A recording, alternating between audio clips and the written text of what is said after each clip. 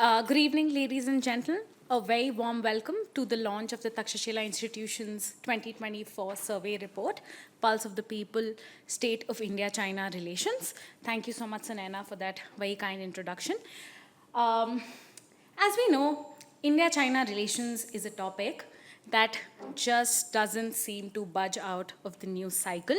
And it's a topic that we hold very dear at Takshashila. It's something that we work on a regular basis. And this survey report is just a step in the body of research that we hope to produce to inform audiences on the subject. Just a little bit about the institution. It's India's foremost and most premier center on research and education in public policy. And our motto is to connect good ideas to good people and good networks, which is exactly what the goal is to do here and today. And the research value that I believe we hold very dear at Takshashila is to talk about subjects of national interest from an Indian interest perspective and with the solid foundation of empiricism. And anecdotally speaking, I think with the inflection point that is the Galwan Valley clashes of 2020, we've seen general public sentiment towards China in India seem to worsen, right? It does seem that way. But I think given the fact that we do value empiricism at Takshashila, we've collated and come out with this survey report in the hope to bring that public opinion to you, to reflect response attitudes of our very informed citizens on a host of pertinent economic, technological, and security issues pertaining to India-China relations. So I think just to talk a little bit about where we're coming from and where we are today. We know that in 1947, with India's independence, India inherited British policy on two very pertinent subjects, right?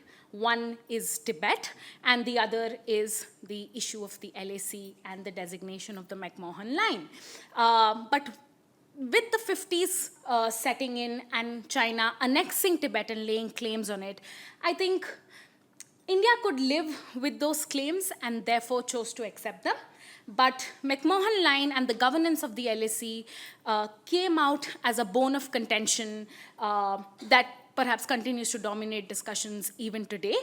And of course, it was something that grew to such a scale that it led to, of course, another inflection point of the past, which is the 1962 war.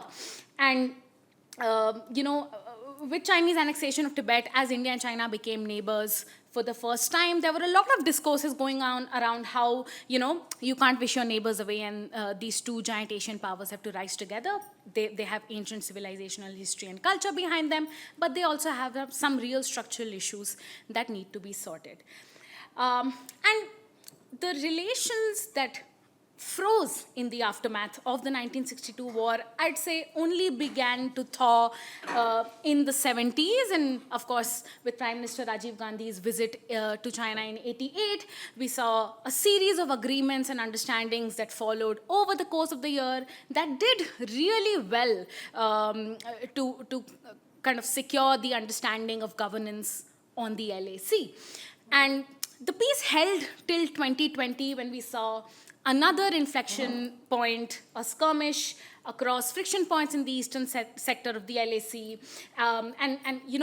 Till 2020, barring frictions in 13, 14, 15, Birthsay, of course, and 17, which is Doklam, it's been a while since we saw anything as hazardous to the relations as 2020, right? And the events following the Galwan Valley clash also, and of course the press note preceding that, which would, I'm sure, be a subject of discussion in our panel today, India introduced and induced a security-first approach vis-a-vis China, and I think that's dominating the discourse today, and we wanted to assess what the people have to say on this. So I think the two pertinent questions in front of the audience today, and two that we hope our survey report answers, are these. what do Indians actually think about these economic, technological, and security issues in India-China relations, and what do they have to say about the future trajectory of relations. So in the course of the next maybe 10, 12 minutes, I'm going to try and answer the first one and take you through the key takeaways of the survey report. And then with our panel discussion and our stellar speakers on the topic, a new modus vivendi with China, we'll hope to answer the second one. Just a brief about the survey. We got really insightful responses from over 600 respondents with diverse backgrounds. And what they answered were 11 inquiries which aimed to gauge public opinion, as I said, on a host of issues that are pertinent to the India-China relationship. And I think this statistic is very interesting, in my opinion, because it goes to show of the fact that information in all backgrounds and at all levels of maybe education is seeping in about India-China relations, because 1/3 of our respondents belong to the age group between 16 and 29. And we do believe that both confirmatory and counterintuitive results in the survey are of note. They could be of note to academicians, think tankers, policymakers, civil society, so on and so forth. So I think the first big question that we asked our respondents up front was, what do you think is the biggest stressor in India-China relations? And I think I won't spend much time on discussing what the big elephant in the room that's come out here is, or the big dragon in the room that's come out here is. Sorry to use a cliche. But that's a majority of them agreeing that the boundary dispute is the biggest factor of stress in India-China relations. But what is interesting here to take away is that two factors, the China-Pakistan relationship and the really huge trade imbalance between India and China favoring the latter, two very visceral and emotive issues, did not perhaps get the same amount of traction with respondents as perhaps something else did, which is China's engagement or China's inroads in India's neighborhood. We then tried to gauge our respondents' opinions on, I think, the trifecta of maybe economic and technological relations, which is on trade, talent, and investments, or if you want to call investments and make it investments trinkets and make it a 3T, please go ahead. So on trade ties, I think we asked them, are stronger trade ties with India, with China beneficial for India's development and security? And we asked them to assess both development and security, and the results speak volumes for themselves, right? A significant minority agrees that yes, trade ties should go along as usual, despite the existence of that imbalance that we just talked about in the previous question.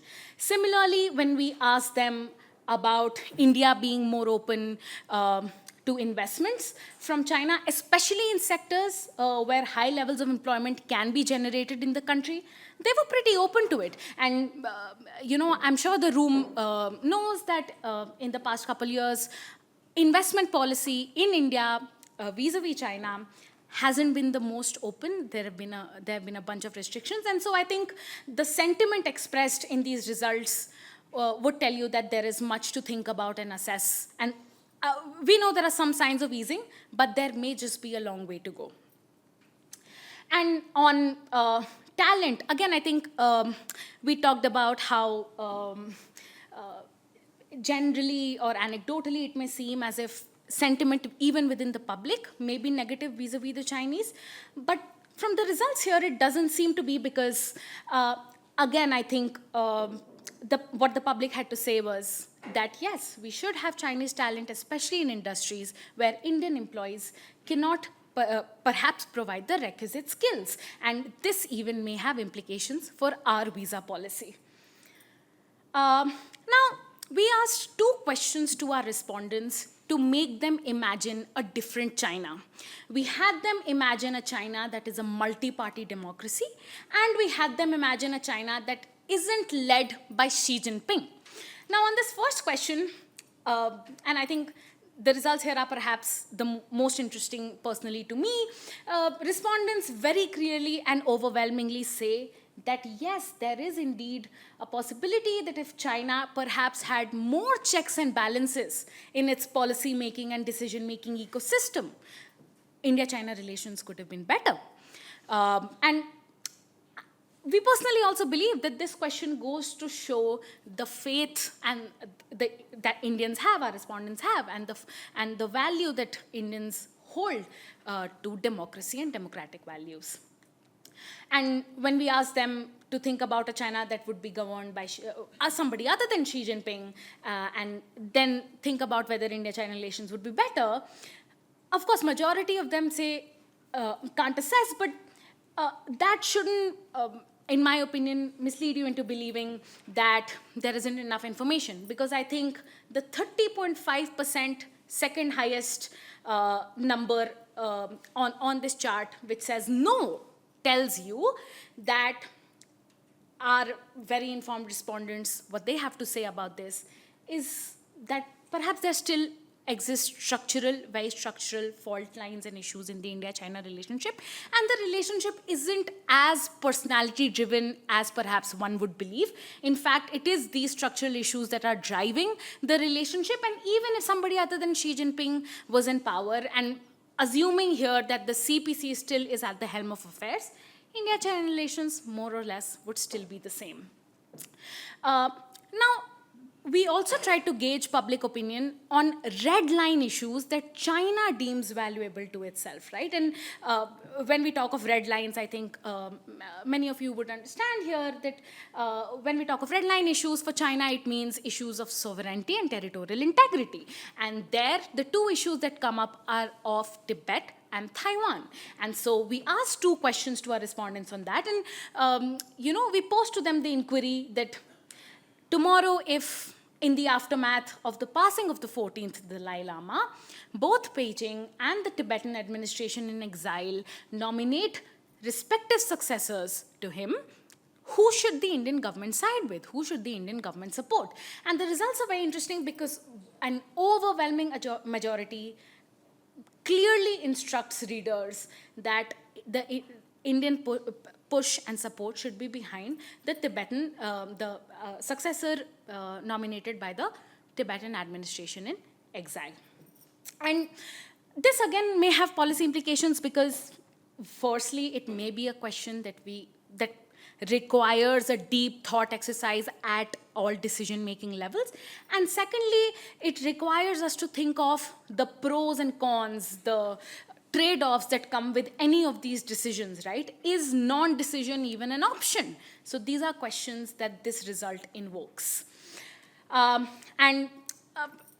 I can just do a quick poll-taking activity, because it seems like I'm not done with surveys just yet.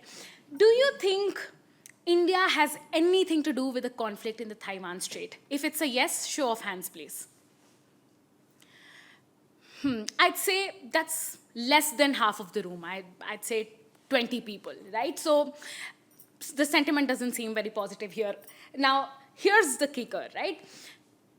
Most of our respondents do not say that we should engage militarily, but they also do not say that we should stay out of the conflict entirely. Instead, what they do call for is India to play a role that's kind of like a second in command, right? We should seek diplomatic negotiations, we should play our part as a peace broker, and of course, if needed, we should support the US logistically if the US decides to get involved in a conflict. Now, that's a very interesting result, again, from a policy perspective, and certainly one the room may not agree with. And finally, on India's foreign policy options vis-a-vis China, we again had two questions. One kind of assessing what India's policy should be going forward, and another assessing what the implications or results of one of India's foreign policy options has been so far. So on the first bit, we say, if put on, for the lack of a better phrase, a gunpoint, who would you choose to align with? Who should India choose to align with? And we gave them two options. Should it be the US-led West, or should it be a so-called axis involving China, Russia, and others, right? And again, the response pattern here is very clear, despite the existence of vocal lobbies in India that express support for the ancient civilizational relationship between China and Russia, and this result is again despite the fact that an overwhelming majority of the same respondents express support for stronger trade ties, more investments from China. And this was on one foreign policy option India has already chosen, and what the implications have been. We asked them how effective has the Quad been in countering China. You can align all you want with the US-led West, but what's the Quad done for us so far? If we narrow the purpose down to helping India countering China. Now, as some of you would agree, the results haven't been the most positive. I'd say there is some unsurety there, so some vagueness for some of us to get behind. But largely, I think the second largest minority has to say that, the second largest, which is a big minority, has to say that it's largely been ineffective, and a very few have to say that it's been extremely effective. And finally, we kind of try and kick off the exercise towards thinking of a new modus vivendi with China by asking our respondents the question, okay, so now we've discussed these structural issues, we know there are challenges but also opportunities, we can't wish our neighbors away. What should India's policy be going forward to bring some semblance of stability in the India-China relationship? And again, very interesting response patterns, which I'm going to leave you with before I invite the stellar panel on stage. Now, we know our respondents express support for trade, for investments, for invitations to talent. And here, it's a good thing that our respondents have talked about restarting leader-level political dialogues as a positive way to move forward. So clearly, our respondents don't agree with an approach where all communication is lost, right? And we conducted this survey before the meeting between President Xi Jinping and Prime Minister Narendra Modi in Kazan, Russia, on the sidelines of the BRICS summit. And so I think in that sense, this second highest number is really positive and confirmatory in that sense. But at the same time, I think realizing the trade-offs that go with this, our respondents have, in the largest numbers, promoted the idea that strengthening military posture and deterrence should be the way forward. Now, one thing I'd want to leave you with before I end my presentation is that the least number of people agree with the idea that for normalizing the relationship, accepting buffer zones in Eastern Ladakh is an option. Make of that what you will, and we will come to you during the Q&A if you have more to probe on this. But without further ado, please allow me to invite our speakers for the panel discussion on a new modus vivendi with China, Ambassador Latha Reddy, Mr. Narayan Ramachandran, and Mr. Manoj Keval Ramani. Huge round of applause for them, please.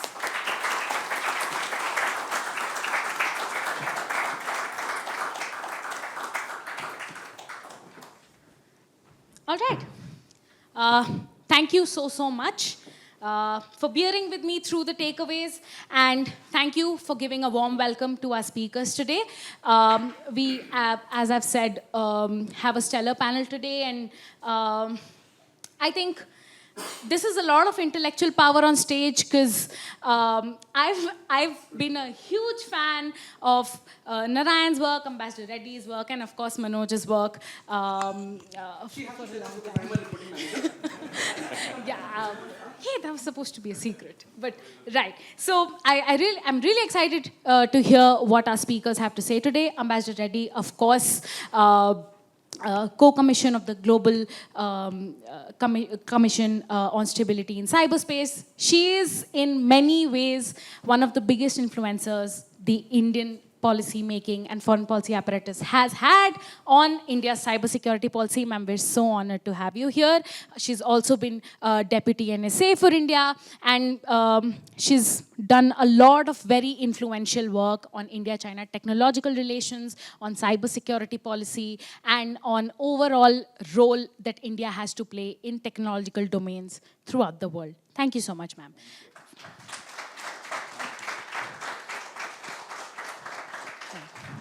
Of course. And then we have Narayan. uh, his, can I say, intellectual imprints all over the work Takshashila does. He's co-founder of the Takshashila Institution, investor, social entrepreneur, and columnist, and most importantly, father of 2 daughters. So, most welcome. Thank you so much for being here, Narayan.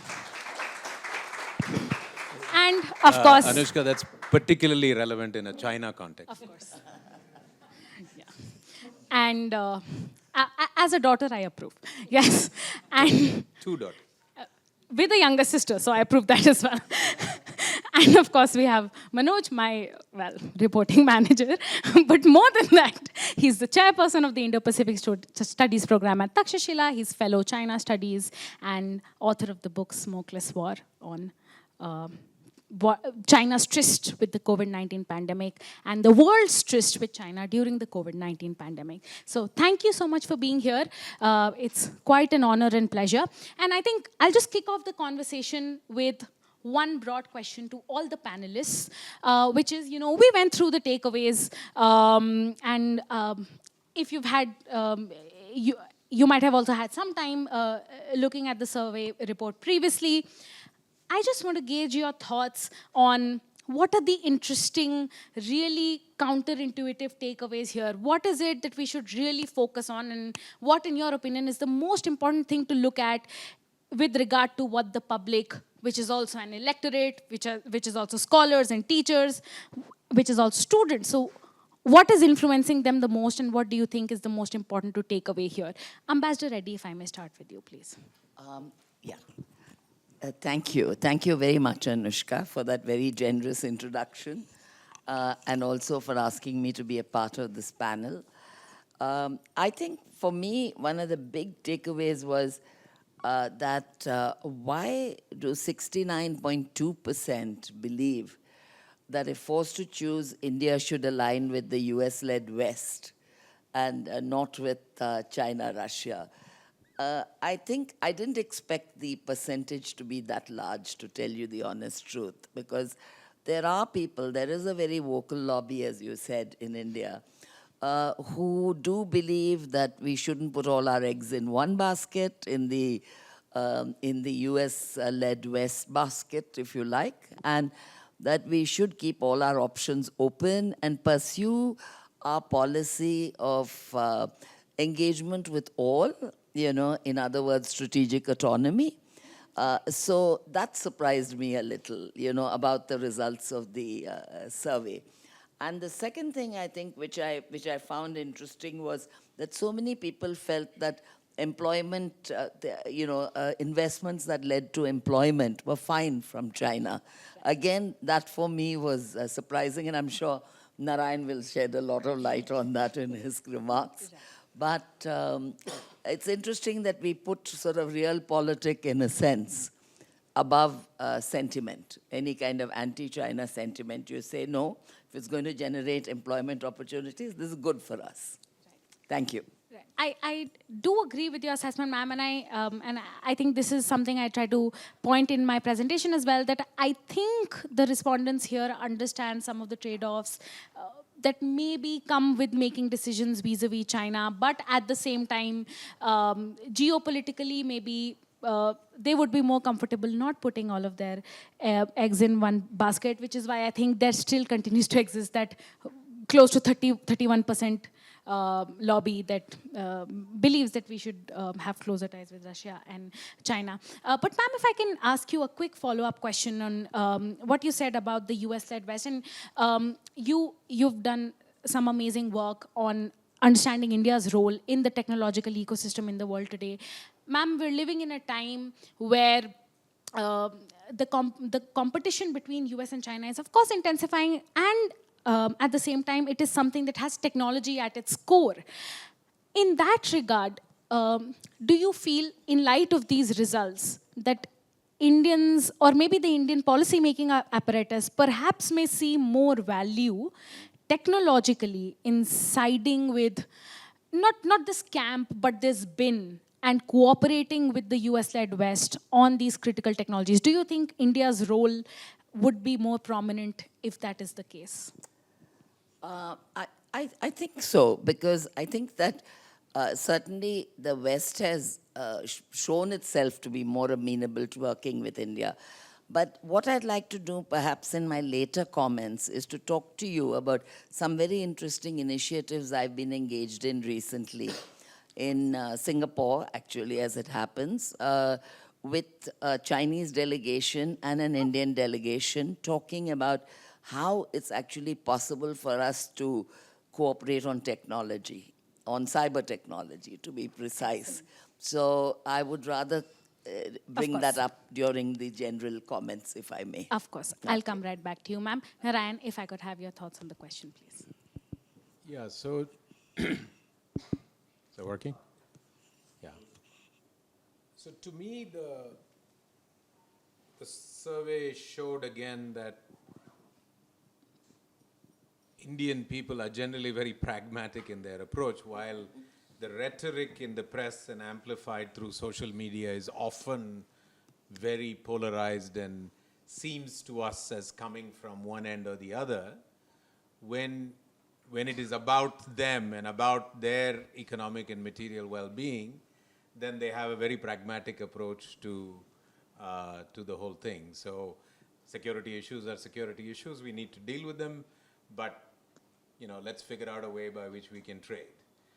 Which I think, which frankly is a little bit surprising that if you could, you couldn't, but if you could do a similar survey of Chinese people, you might get a very similar result. The question is, how does that translate up the chain? Today it translates in the way that Xi Jinping says it does, and his small team. But perhaps at a different time it would translate differently if it were Deng or anybody else in charge. So I think the pragmatic nature of the relation of the answers is encouraging to me. Right. I'll just say one thing on the economics and the talent, and then we can continue in future questions. India, unlike China, and as you referenced it, India's trade balance with China is negative, and its terms of trade are awful. So it actually sends raw material pretty much and gets back finished goods. So terms of trade are not very good, and the prospects for that changing are not very high. But despite Galwan, despite all of the skirmishes from in the last 10 years, the fastest growing bilateral trade in the world is India-China. And that is growing at a rate that is, pick a number, 5 times the global trade growth rate. So it's not a small thing. It's happening right in front of us. You can't wish it away. And it's happening for a good reason, which is India is slowly becoming an intermediary in this global supply chain. And if you must become an intermediary in this global supply chain, then you will both import and export to China. Of course, the balance is more import than export at the moment, but you will have to have a bi-directional flow with China and many other countries as well. So this is different from the Cold War. I think maybe we can have an interesting question as to what we should call it. Neither cold nor war is operative, according to me, because this is interdependence. The metaphor that comes to mind is that when a praying mantis couple mates, eventually the male is murdered by the female, but they need each other in order to procreate, right? So maybe we're in some sort of death bear hug of that sort with China, both from India, but also from broadly speaking, the entire world. So there is an interdependence here that is not quite the same as the old Cold War. The old Cold War could organize as 2 separate blocks. They had their own economies, their own commerce, their own logistics, their own politics. And by and large, they went their own way. They intersected on big issues like nuclear, and that you could solve by some summits in Yalta and other places. But this is not that. There are so many day-to-day intersections. If this is at least half Chinese, if not more, you name it, wherever you look, we have an intersection happening minute by minute with China. So it behooves us to find a way that is some middle path that allows for us to take care of security and not give up our sovereignty, but at the same time engage in interdependence to the more optimally best extent possible. Right. I don't know if that. I think there are both positive and drastic takeaways from that. The death bear hug has me thinking, but at the same time, I think I do see your point when you say that this is pertinent for our growth. If we have to export, maybe the road, as even the economic survey had to say, goes through some of the supply chains that are pinpointed in China. Manoj, I'm going to quickly come to you for your responses and then do another follow-up. So I agree with Narayan. I think the survey does show a certain amount of pragmatism in Indian public opinion. But while I was also looking at the questions, one of the thoughts that came to my mind was that if you look at the question on Tibet, and then if you look at the question on trade or investment, yes, while answering a question, you can compartmentalize these issues. But in the real world of politics and diplomacy, you can't compartmentalize these, right? You can't tell the Chinese, we're not going to play ball with you on Tibet and we're going to actually do the other thing. While, by the way, can you invest a couple of $1 billion in India? It won't work that way, right? So surveys can sometimes reveal an emotion at a particular moment. They can tell you a little bit about a sentiment at a particular point. But for a policymaker, you'll have to look at the whole as opposed to these pieces and perhaps optimize based on whatever your priorities might be at that point of time and what might be feasible. But it's still obviously very good to have this sense of what people are thinking. I also found the investment response somewhat surprising, given that this happened pre-Kazan, this survey. So I thought it was a little surprising. I can see that the mood in India is shifting, even in Delhi, it's shifting on investments. But I don't think that we've got to clarity on how we should deal with the security and economic development dilemma, and perhaps we can talk a little bit about that going forward. My second point is that after Kazan, I was part of a track 1.5 dialogue with the Chinese.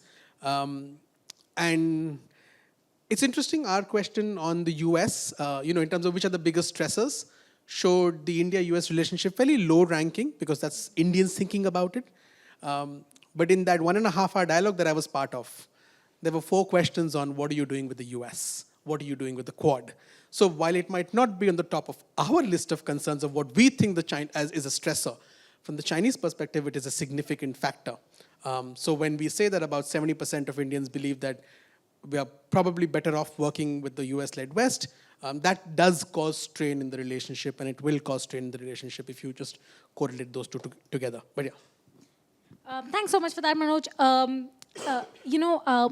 I do agree with the broad theme here about pragmatism and how, yes, if the Indian people deem it in any domain to get business done as usual, they will advocate for it. But at the same time, that's a very important point you brought there about how policymakers may perhaps look at a broader picture, which may not always necessarily be about this positive sentiment, but even negative. You talked about how, yes, the sentiment on investments is easing, and if I can just paraphrase our Honorable Finance Minister here, and she said this very recently, we are going to keep an eye out on where our money is coming from, and I think that's precisely reflected in the idea of the security first thing that perhaps the government is advocating more than the respondents or the people in general are.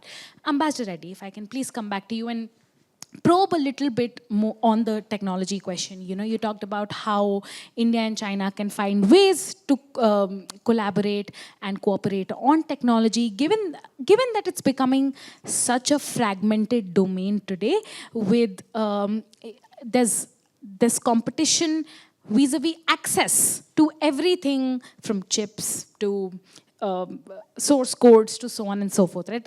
Not my domain, but I'm doing my best here. So, which is precisely why I'm going to be relying on you, Ambassador Reddy. We'd really love to know from you what these ways or methods of cooperation are with India and China, given that perhaps you yourself said that the West has been more amenable to finding ways of cooperating with India. Well, this is a very interesting question. When I was Deputy National Security Advisor, I set up the first all of government, as I called it, interaction with the US, where we had people from all the government departments involved in India and most of the government departments involved in the US talking across the table with each other from in 2012. And we built on that. But I have to say that while we did manage it with Russia as well, for that matter, we didn't manage it with China, because China was seen really as an adversary in the cyber area. Now, India has been working on its Digital India program. China has been working on its plan for Digital China as well. But they now have a very ambitious plan to create themselves as a world leader on global digitalization by 2035. So we have to keep that in mind. Obviously, there are very challenging bilateral relations when it comes to technology. The trust levels are very low. There's a worry about hostile cyber ops. China claims to have worries about a hostile cyber ops from India, but I think the reverse is really the real problem.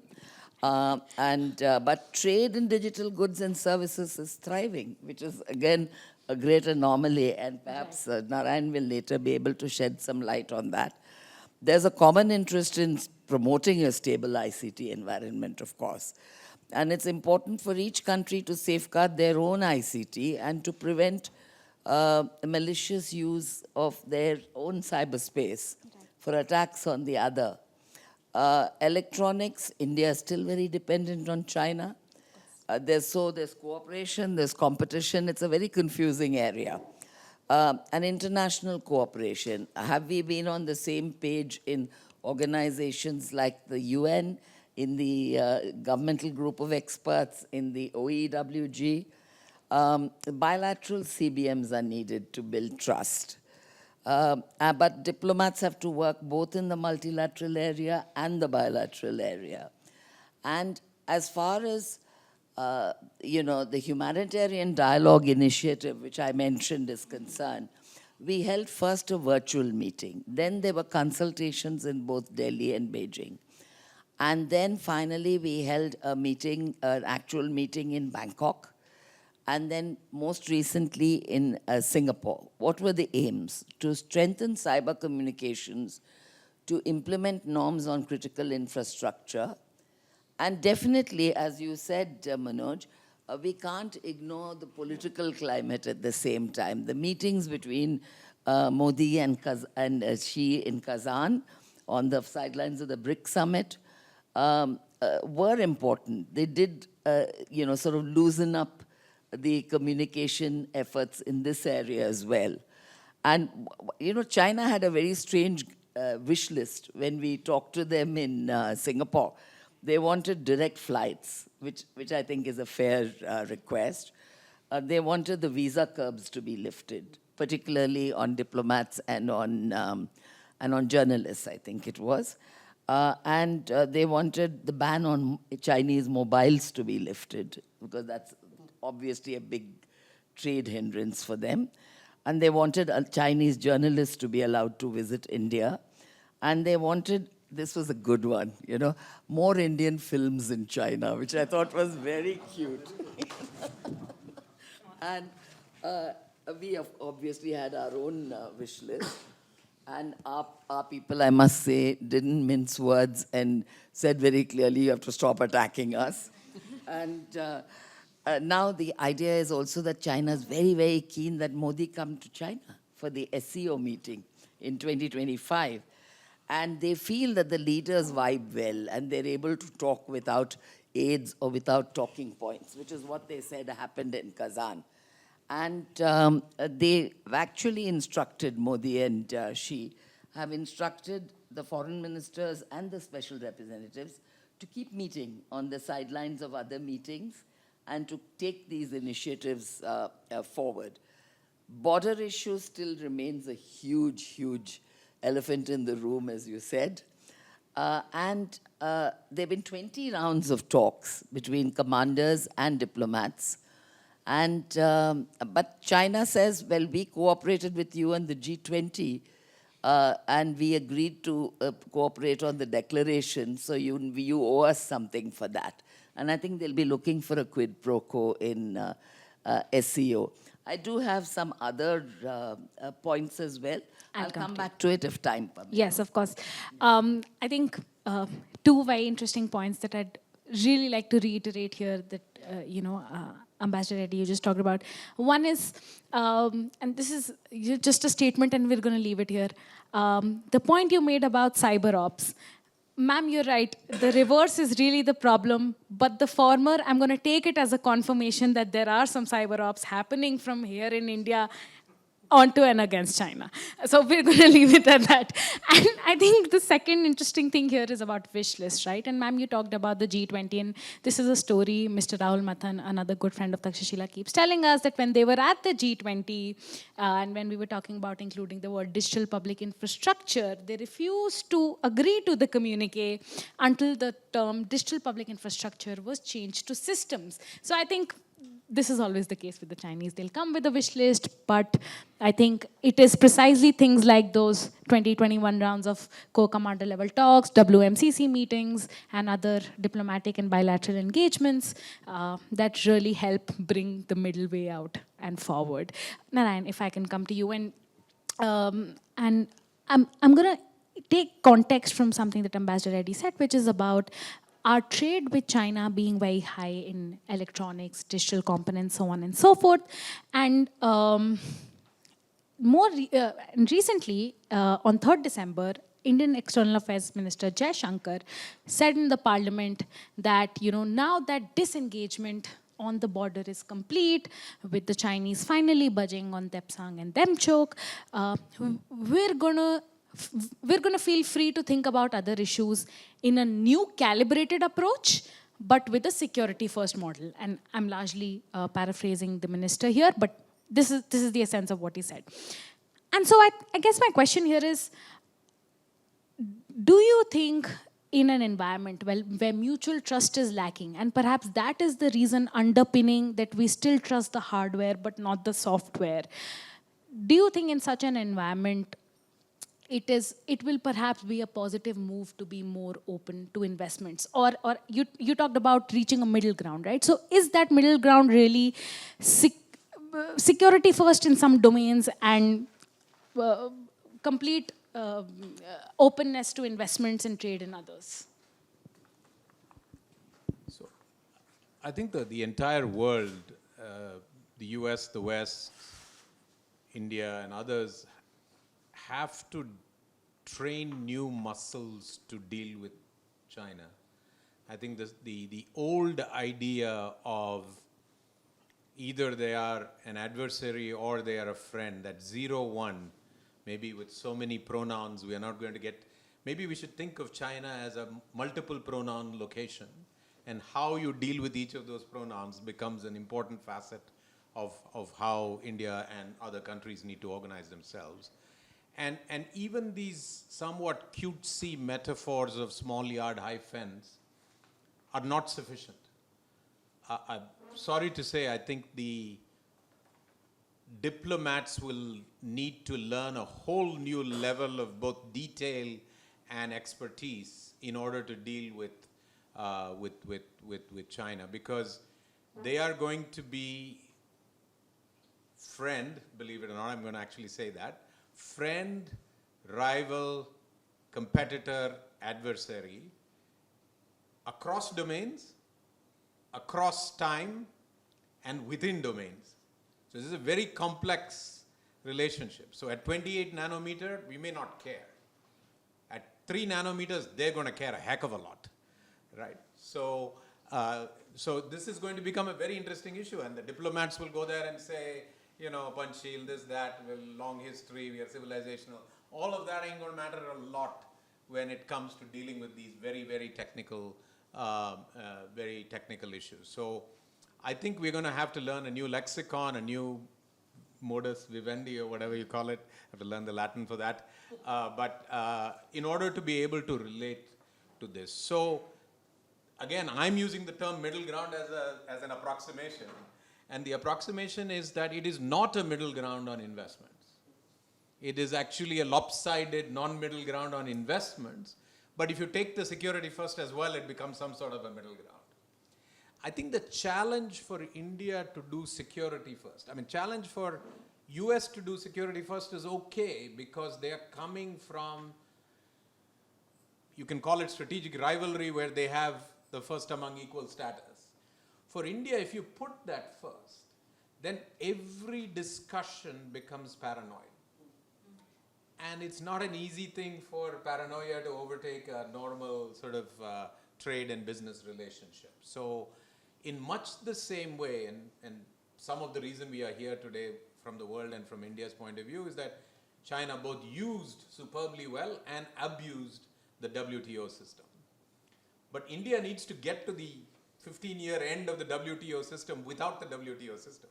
So for us to go into the same mode that of paranoia and security first and let's protect before we engage, I think will hurt our own interests. So for trade, investments, talent, maybe it's not 100-0, probably nothing is 100-0, but I would give more than I would protect, because in giving, it actually does me better over time.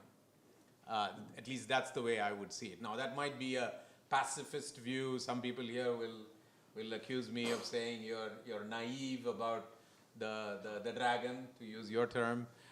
But I think China was very clear about their goals. When they were in WTO, they didn't murmur anything about any of this stuff that you're hearing today. So virtually everything you've heard is starting in China in 2014 and starting in the US from 2017, really.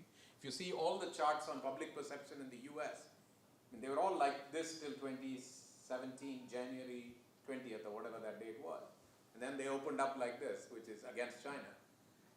Why is that? Because the communication got so heavy and intense, and not that 3 months before that, China was not doing exactly the same thing it was doing. So sometimes we have to see through this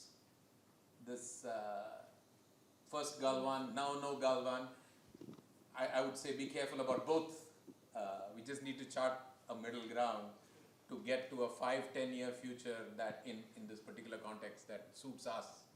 And for us, it's definitely suits us to have investments, trade, improve the balance of trade, and work on virtually everything and keep the small yard as small as we can. Right. No, that's very interesting, and I think in that sense, it's a good thing then that the survey results showed what they did, right? Because I think most of our respondents were able to maybe see around the message. Maybe many of them believed in it as well. But I think largely it helps to see these positive attitudes on these economic issues reflected, given also that, and this is a reading basically of what Chinese investors. Can I just add one thing? I agree with you, but the way policy almost anywhere in the world gets done in the following way, which is you have it on the shelf, and then you use an opportune moment to release it. So what Jaishankar said recently after Kazan would to me be an opportunity to release an economic related policy, because politically it would have been impossible to do right after Galwan, or it would be almost suicidal to do right after Galwan. So you have to be very either stealthy or opportunistic about how you introduce long-term policy. Right. And I think this is a beginning of a, I don't know, short or long period where we could potentially get some more long-term policies that suit India, particularly related to trade and investment. Right. So I do think in that sense then this could be an opportune moment to build firmer institutional partnerships. I mean, institutional partnerships in the context of the India-US relationship would mean no matter the leader in power, some things are going to be stable. But maybe in China's context, it could mean, do I dare say, business as usual to a great extent, and till we find solutions to other things, even if, and do I dare say maybe if things are not okay on the border, maybe perhaps even as we continue improving the trade balance, we find ways to live with it, right? Manoj, I'm going to come to you. And, we've talked about the border issue and disengagement, and I think that's a great hook to talk about the larger political bilateral situation in the relationship is. And of course, we saw from the survey results, the border issue is at the front and center, and it kind of also reiterates the government line, which is that, and at least in the past 4 years, this has been kind of a top motto or policy priority that's been expressed, right? Which is that we won't go ahead with things, or we won't go ahead with business as usual until and unless the things on the border are better. But beyond that, and I'm going to leave the border issue maybe to the audience to probe into during Q&A, but beyond that, I think there are a couple other political factors that we discussed in the survey that perhaps are structural challenges in the India-China relationship. And these are Tibet and Taiwan. Now, the room did not agree, but our respondents did think that we could have something to do with the conflict in the Taiwan Strait. Similarly, our respondents agreed that if it came to it, we should be in favor of and supportive, and by we, I mean India or the Indian government, should be supportive of the successor appointed by the Tibetan administration in exile. What would then be your takeaway on some of these stances? Because clearly it seems like the public represented here feels that we could get away with some political irking, or to use another cliche, poking the bear. So what do you think? What do you make of that? Okay, so before I get to the easy stuff about Tibet and Taiwan, on the investments thing, actually on the broader relationship, my fear is that in our approach to adversaries, whether it is China, whether it is Pakistan, Indian policy tends to be petulant and defensive, as opposed to thinking through what is the kind of end game that we desire in that relationship. Yes, there is another actor there, and you have to cater for what that actor might do, how that actor might think, what its capacities are. But it's worth sitting back and thinking, what is your desirable end state? What is your desired end state? And then given your capacity and given the complexity of the situation, how do you get there? So that's the first thing that, at least from my mind, that's the exercise that I've been engaged with in thinking about the relationship with China. And therefore, in October, I like to say the idea was given by me, but it was not. Just before the Kazan meeting, I'd published a report which talked about what is a desired end state in the relationship with China. And it dealt with investments in that. And I agree with Narayan. I think our approach should be one where we are not only thinking about the economic relationship from the prism of security. I don't like the security prism. I think it should be from the prism of coercibility. I don't know how we can calculate coercibility, but we need to think of that. And capacity building. Because a lot of the imports that you bring, a lot of the investment that potentially can come in and create manufacturing capacity in India is going to build Indian national power capacity, depending on how you use the value that you derive from those things. There was a statistic a few years ago which said that about 33 to 35% of foreign value added in Indian exports comes from imports from China. So do you want to lose some of those things, right? So I think that therefore the discussion on trade needs to be much more nuanced, beyond the security lens. It has to be about capacity lens. It has to be about consumer welfare also. None of the discourse seems to care about consumer welfare of cheap, high quality products that we might get. And what that can then do to your sort of national capacity building also. So on investments, my view is that we need to have some sort of a scrutiny mechanism. Currently, like I said, our policy was a bit petulant, and it then became ad hoc over this last year. Some projects have been cleared. The process of that clearance has been extremely ad hoc. I think something more systematic is required. I think perhaps a positive list which clears a whole range of sectors for investments while defining certain narrow critical sectors or even subsectors gets scrutiny. And then we need to think about what that mechanism for scrutiny should be. So that's my bit on investment. Now to get on Taiwan and... Look, I think that Taiwan... so your question to the audience was, does India have a stake to that effect, right? Does India have a stake? Yes, it does. And what should we do about it? It depends. to what degree do we want to get engaged in that conflict, and what do we gain from that engagement? You said something about being second in command. It reminded me of Obama's thing of leading from behind when it came to Libya.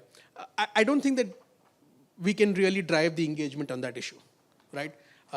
So I think that there is limited that we can do, and I think it's useful for the Indian government, and I think this is an exercise that has been ongoing, to think about where our interests are in a very narrow sense and where our capacities lie, and accordingly act. Yes, the status of Taiwan changing fundamentally, potentially alters the balance of power in Asia. And that is detrimental to us. And that is why Taiwan is significant for us. Not because it has Foxconn or it has some chips. Those are useful, those are important, but I think the strategic significance is the balance of power in the region. So that's why it's important, and that's why it's important to deliberate. On Tibet, I don't agree with the people, with the survey results, in terms of, that's not my view. I think it's important for India to plan for different eventualities, but some sort of a no decision publicly is perhaps the most useful outcome from an Indian interest point of view. I don't think we want to lock ourselves into one of these two binaries, because it can become an existential question of dealing with the Chinese on this then. Unless, of course, you have some capacity to do something to support the cause of the Tibetans in exile, to potentially reclaim the land, which I don't think is Indian policy, and I don't think India wants to do that. So I don't think, therefore, we should be getting embroiled in that situation, which is potentially a lose-lose scenario for us. Thanks so much. Now, this response is barring the fact that we worked on this together. But we're at 8 o'clock, and I know, and I'm sure the audience, I don't need to survey this. I know the audience has some really burning questions. I'm gonna take the prerogative here and just pose one final question to our panel. So please hold your questions in mind and articulate them into one line, or maybe one comment and one line, so that we can, address a lot of you in the room. But just one final question to our panelists and quick responses, please. And Ambassador Reddy, I'll come to you, followed by Narayan and Manoj. The broad theme of the panel is a new modus vivendi with China. And I think that's just another phrase that's become very common alongside a new normal. And I think on the border, phrases like a new normal may work, but on the broader, more structural level, I think if we look at the past to today, we've still had the same basic bones of contentions, or basic contestations that we still see today as well, right? So in that sense, today is absolutely not like Cold War. Okay, maybe absolutely is too much, but it's not like the Cold War, and yet in India-China relations, to say broadly, but in my opinion correctly, have been as complex as they were in the past as they are today. So I think my question is, and ma'am, maybe we can start with you on the technological or the cyber side of things. Is there really a new normal or a new modus vivendi with China? Or is the relationship, given the nature of differences in decision-making apparatuses or structural fault lines as we discussed, is the relationship going to be this way, and we're just going to have to figure a way around problems in mutual trust or the hardware, software delimitations? And same question to you, Narayan, is it going to be this way? And if not, what maybe, if I can ask you to be a soothsayer for a minute, just like we had our respondents imagine China as a multi-party democracy. What do you think the future of investment policy on this front can be like? And Manoj, same to you. What is this new modus vivendi? And we know you'd had a paper out just before the meeting in Kazan, so your broad thoughts on that. If I could kick it off, I want to say that I have an actual list of specific CBMs that we can undertake on cyber. I won't run through the whole list because that would take too long, and I know you want to give time for the audience for questions, but those who are interested, you're most welcome to take them from me. And the second thing I would say is that we are two global behemoths in the technology and cyber world. And we need to cooperate on cyber norms. We need to have responsible state behavior, and we need to transcend our differences and collaborate on the digital ecosystem. I also want to add one quick point. Now, I noticed that, Narayan, you said that diplomats are a little too complacent. I notice also, Manoj, that you felt that there's a petulant and perhaps ad hoc attitude. I just want to say, and this is not being defensive, but it's an actual fact. We have a very strong team of China experts and Chinese speakers in the Foreign Office, and who have spent a lifetime studying China, working on China. So you're not coming at it as an amateur or in a casual fashion. B, that they're a very tech-savvy group. A lot of them have also specialized in technology issues, and therefore they're also qualified to discuss technology issues with the Chinese. And finally, economic diplomacy has been hugely, hugely important. When I joined the Foreign Service, there was no great importance given to economic diplomacy. Political relations, you're right, the Takshashila attitude was the more. But as time has progressed, I think now ambassadors are judged very much on can they boost trade, can they bring in investment, etc. So this is just my take on these questions which have been raised by you. I've already said that on bilateral and multilateral, that we have ideas on how we can cooperate with China on technology, and happy to share them with anyone interested. Thank you. So I'm glad I got Lata provoked a little bit. So.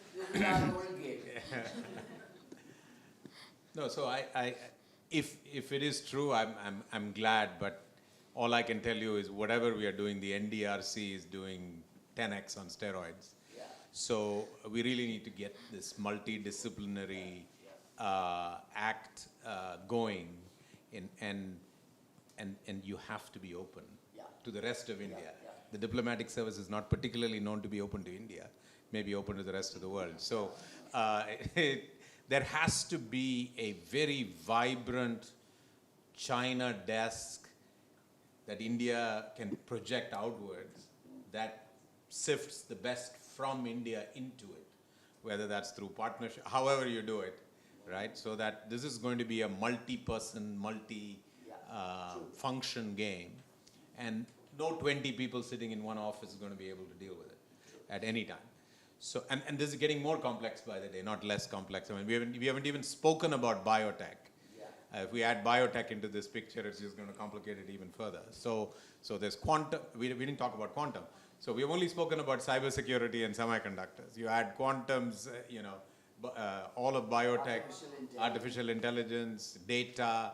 I mean, it's just, there's a wide variety that I don't think any group of 20 people is sufficient to actually deal with it. And somehow that institutional memory has to go through governments. It can't just be this government dealing with that. Of course, the leadership is very important, but the institutional memory of the technocracy that supports it, right, and the multidisciplinary nature of it is super critical. Even the US doesn't have it, by the way, the constancy that this requires. But let me assure you, the NDRC has it, even under Xi Jinping. Now, of course, there may be loyalists, but they are loyalists who are able to carry it through his whatever president for a lifetime term, right? So that's very different between the two sides, and they will punch us out if you just on the constancy, right? So for us, we really need to get our act together on that, and then the rest is exactly what I mentioned earlier, which is somehow on investments we have to give a little bit more than we think, because it really helps us, not them. Right. No, really interesting, and I think on this issue of coordination between departments and officials in the policy making and decision making ecosystem, I don't know if it's a good thing or a bad thing that all departments have their stories sorted out, but I think perhaps it's now that the stories are sorted out, cooperation may do us something better than perhaps this siloed approach has. Manoj, fine. Your question was on normalization. What sort of normalization? I mean, I'll quote to you. I was recently at a dinner with some diplomats, and I can't name obviously the individual, but there was a really interesting thing that was said, which was we were discussing China, And after a sip of his whiskey, this gentleman, who was a serving diplomat, said, and I asked the same question about what's the new normal. And he said, we've been normalizing our relationship with China for 2,500 years. So it's going to continue. And I thought that that sort of underpinned a certain sense that you're going to have these ebbs and flows. And the challenge is, how do you build that constancy? How do you build things that you can gain from while knowing that you're going to have this ebbs and flow? I was not at that dinner, by the way, so that was all me. But thank you so much, Ambassador Reddy, Narayan, and Manoj. Yes, the party has started, and we have hands in the air. I'll come to the gentleman in the front, sir. And dear panelists, would you like questions clubbed or? I think we'll club maybe 3 questions. So gentleman in the front, and then sir, and followed by the gentleman at the back. Yusuf, I'm going to come to you in the second round. Thank you. Please go ahead, sir. Sorry, a quick introduction, please, and the panelists you want to address to. My name is Rakesh Gupta. I'm a retired IAS officer, and I was in Jammu and Kashmir cadre, so I'm familiar with Ladakh and the Galwan and all the other issues. Not exactly knowing in full detail, but I've been to Ladakh and other places. With regards to China also, because I was working in the government, we had some interaction with Chinese people also coming for discussion. So let me share, I didn't have too much interaction with Chinese bureaucrats. But what I found, one thing very, very striking was they're all very mum, totally mum. They do not speak anything about themselves. And we are comparatively, I felt, more open, talking about our own government, about our own policies. But Chinese were totally, they're trying to, I had a feeling that they're trying to extract information from us rather than sharing information. That's the feeling I had. So now, I wanted to say one thing, that we must recognize that China is economically much more strong, larger than us. I think technologically also they are much more superior to us at the moment. And they are our immediate neighbor. So we can't have cudgels with China the same way US can afford to have cudgels with China. US is far away. US is equal, if not slightly superior to them. But we are not in that kind of bargaining chip right now. So we can't, unless we progress as much as China has and claim to have inequality in terms of economy and technological competence, that we can afford to have a sort of fight, a mental fight with China. Something similar to what Pakistan can't afford to do with India right now. I mean, I'm sorry to give this equation, but that's the fact. That's what I feel. Second thing is, we must, be smart enough to get whatever help we have from any country, even Pakistan. Why don't we have good trade relations with Pakistan or Bangladesh? Economy and trade has to be slightly decoupled with so many other issues. We have to have multi-pronged, like what Narayan says. I fully agree with that.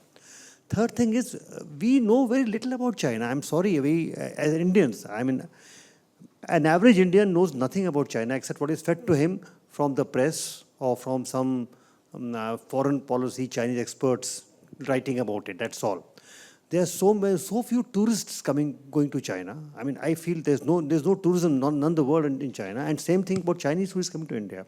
I think we know much more about USA or the West as compared to what we know about China. And that's a big factor in our relationships. And right. somehow nothing is being done about that. And I also have a point that all this survey or public opinion, I have a feeling that public opinion in India is shaped by the media to a large extent. Right. And that's why I'm very skeptical, I'm surprised by the results actually. Because there's a talk about boycott Chinese goods, something like we had the Congress Swadeshi movement in the 1930s and 40s, 20s of boycotting English goods. I was reminded of that when there was a lot of talk of, I don't buy a Chinese phone, I won't buy it. I'll buy a more expensive phone, I will not go to Maldives. I'll boycott Maldives. So these kind of things, that's what I'm saying. No, thank you. Thank you so much. All pertinent points. And sir, can I just say you've come to the right place, because this is the place where both we try to circumvent media influence and where we try to do good work on China. So the question was, how do we improve our tourism with China? How do we improve our tourism? Ma'am, we'll club questions, if that's okay. Yes, gentleman in the mustard jacket. Thank you. My name is Dr. Shiv. I've dealt mainly with military and security issues for several decades. I'll try and be as brief as possible. The reason why China sees Quad as a threat is because Galwan was a mistake. India has now reached a stage where China is not going to win anything on the border, and the sea is being given a lot of, you see a lot of people crying about the Air Force. The fact is the Navy is getting stronger, and the Chinese are going to find this a problem. So yes, it's all very, we do need to improve our, keep up our trade. But we've dropped the ball. We've been very bad because just a very short brief. My father used to manufacture paracetamol. He died 32 years ago. This was manufactured right here in India. It was made in India. We handed it to China. We said, you people are provided more cheap, so it's okay. And I know from a friend that we had CNC machine, the 5-axis CNC machines in HAL manufacturing the Tejas with Chinese engineers crawling all over it. So we have got people from there. So, we need to be very careful about what sort of trade we get. That's all. Thank you. Thank you. Yes. Hi, my name is Prajwal. I'm an alumni of SOAS. So my question is, how would President Trump deal with China on tariffs, Taiwan, and the South China Sea? All right. So we'll take those three questions and come to others in the second round. Manoj, you wanted to Yeah, I just wanted to quickly answer the tourism question. So I agree. I don't think we know enough about China, but I don't think even the Chinese know enough about us, right? There's very little study actually of India which is substantive in China. There are some centers which do decent work. So this is a problem on both sides. On tourism, actually, I think there is a significant number of Indians who've traveled to China. Post-COVID and Galwan, there has been an aberration. I mean, just imagine, during COVID, when we had to evacuate Indian students, there were about 25,000 Indian students studying in China, most studying medicine. So a significant number of Indians go there, even for tourism. I think attracting Chinese tourists to India, it's a challenge. The last 4 years, of course, the fact that we don't have direct flights right now is a big problem. And I think that's, again, something that we need to think about as a policy, that should we be disengaging to this extent, right? What is the extent of disengagement when frictions rise? But it's difficult to attract Chinese tourists to India because the question think of the Chinese society today. It's a society which has gotten rich after 30 odd years of really hard work. The people today have disposable income. They want to spend. Where are you going to go and spend? You're going to go to the West to spend. They're going to go to Paris and London and Australia and the US. That's where they're traveling. They're going to Japan to buy good consumer electronics, right? The tourist that you're getting to India is a cultural tourist, which is very small. So there are some structural factors why you don't get enough Chinese tourists. You can do things, you can make it more accessible to them. But for that investment to be made, you need to be concerned about whether you're going to get that many tourists to pay off that investment. So it is difficult from an Indian point of view to get there. There are not so many Chinese tourists going to Africa for safaris, right? There are not so many. There are not so many going to Kenya. There are not so many going there. They are working there, therefore they are going there. But most Chinese tourists are going to the West. So I think that's something, perhaps it will change over time as the society also becomes richer and the wealth settles down. Sorry. Narayan, Ambassador Reddy, on the questions of looking out for areas where we shouldn't trade, and the question on sanctions. Ambassador Reddy, can we start with you? Sorry, I Yeah, sorry, tariffs, yes. tariffs for yes. Narayan and for me. And, if you'd like to weigh in on tariffs as well, and the question on areas where we should trade and where we shouldn't. Well, I think there was a question on the Quad. Right. There was a question on the Quad which I'd like to... Why China doesn't trust Quad enough, or Well, is that's rather afraid obvious of because Quad? they see it as an anti-China alliance, and perhaps rightly so, because it's basically, the US, India, Australia, and Japan getting together, and China sees that as directly affecting its own interests. And you also talked about Tejas and pharma and other areas. Yes, we should be very careful about not getting our own manufacturing units destroyed through blindly importing things from other countries. We need to, it smacks of protectionism, but yes, we do need to protect our own industries as well at the same time. So those would be my two questions. On SOAS, on China, the gentleman from SOAS, he mentioned SCS, Taiwan, and what else? Tariffs, okay. Tariffs I'll leave to Narayan. But on the South China Sea, I think Trump will certainly continue to take the same sort of stand on South China Sea. I don't see him being soft on China. He's soft on Russia, but not on China. And on Taiwan, I don't think Trump is really interested in going to war or putting in US boots on any foreign soil. So I don't think he'll take it to that point. And on tariffs, Narayan, it's all yours. Yeah, I mean, whether you like Trump or don't like Trump, he has a brilliant political strategy, which is you say something totally outrageous, so then everything else becomes admissible as mainstream. So I think the tariff idea is broadly similar, that you say something so far out there that essentially you then enter the negotiating table from that point of outrage rather than from some normal other point. So we'll see how it plays out. I think, the economic literature and economic history is very clear. Protectionism is a bad idea. Tariffs are a terrible idea, particularly at the magnitudes that they are speaking. Ultimately, it will come back as inflation to the American public. It may be beyond the Trump administration, so he may not care that much. But therefore, I think this is a strong negotiating strategy rather than an actual strategy on tariffs. We'll see. I may be wrong. There has been a shift. So Lighthizer coming back is a shift. There's no doubt about it. From what you would call sort of the old normal.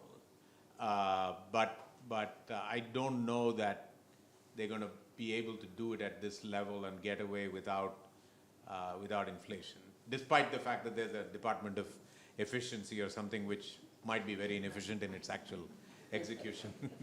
Can I just add to that?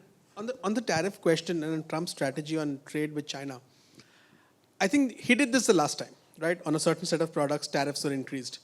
What you got was something called a phase 1 deal with China, which was signed just before the pandemic became the pandemic. And the deal never really got implemented. The deal was essentially about China buying more agricultural produce from the United States and committing to make a whole host of structural changes, which were very vague. And that was the deal that he got towards the end of his first term. Lots of people have made the argument that, well, the Chinese have shown you that this is what they'll bargain. They won't bargain for more. And Trump might accept that for whatever reasons. In the past, he would have accepted it because it helped him electorally heading into the 2020 elections. This time, he doesn't have that baggage. He is not going to get elected again.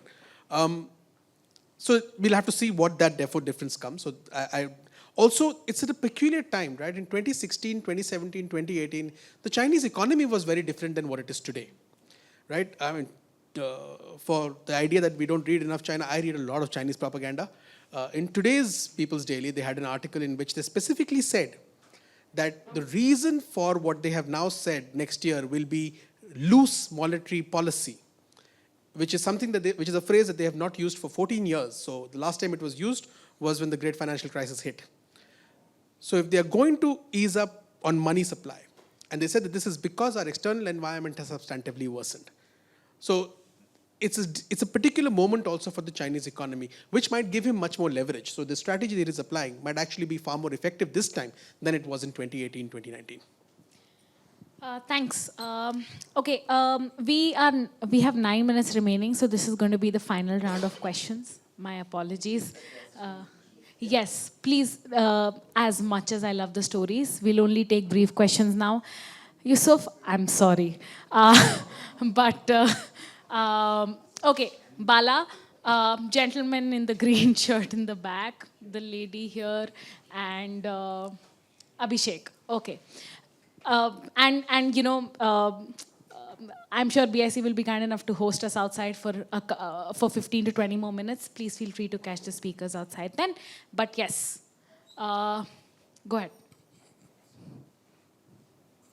Yes. Yeah, hi, good evening. I'm Shovik Banerjee. I work as an engagement manager with an MNC here in Bangalore and a passionate follower of geopolitics and foreign policy, also a student now of foreign policy. I've just started that recently. So quick question, I had a longish question, I'll just keep it short.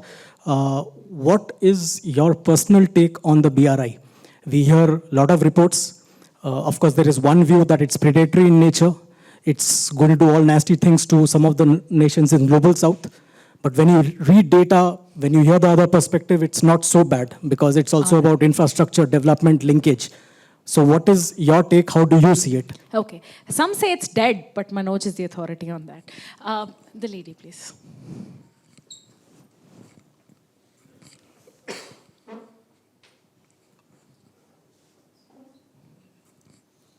Good evening, panel. I am Hansika, a third-year student at Christ University and a junior research affiliate at Center for East Asian Studies. I'm directing my question to Mr. Narayan. So, Trump has threatened to raise import duties on Chinese products to 60%. And if this happens, India's competition against Chinese goods will gain a favorable foothold. So I wanted to know what is your opinion on this, how big of a risk or its implications can be. Thank you. All right. Bala and Abhishek. Yeah. Abhishek Pisharity. Sorry. One of the things that benefited China is university-to-university partnership with the US earlier. Do we have opportunities for India and China to partner on universities and joint think tanks? All right. And yeah. So hi, I'm Abhishek from School of Development at Azim Premji University.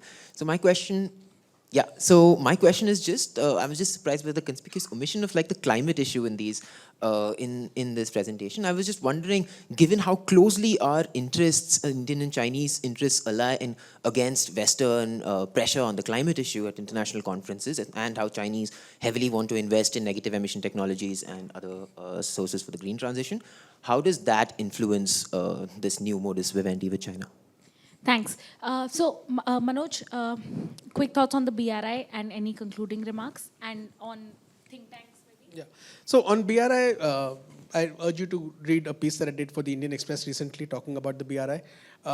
Look, I don't think that it is one or the other. It's a Chinese project, right? It's a Chinese initiative aimed at serving China's interests.